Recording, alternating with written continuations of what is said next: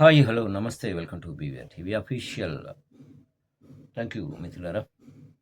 So passport దరఖాస్తుల verification ప్రక్రియలో ప్రదర్శించిన అత్యుత్తమ పనితీరుకు గాను ఆంధ్రప్రదేశ్ పోలీస్ శాఖ ప్రతిష్టాత్మక జాతీయ పురస్కారాన్ని దక్కించుకుంది.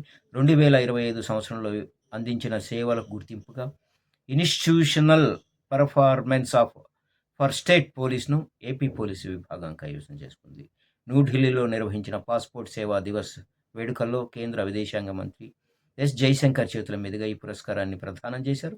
రాష్ట్ర డీజీపీ హరీష్ కుమార్ గుప్తా తరపున ఇంటెలిజెన్స్ విభాగం సూపరింటెండెంట్ ఆఫ్ పోలీస్ ఏ రమాదేవి ఈ గౌరవప్రదమైన అవార్డును అందుకున్నారు. చాలా మంచిది.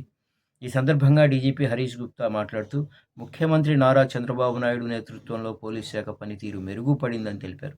ఇంటెలిజెన్స్ విభాగము, జిల్లాల ఎస్పీలు, నగర పోలీస్ కమిషనర్ల సమిష్టి కృషితోనే ఈ ఘనత సాధ్యమైందని పేర్కొంటూ ఆయన సిబ్బందిని అభినందించారు.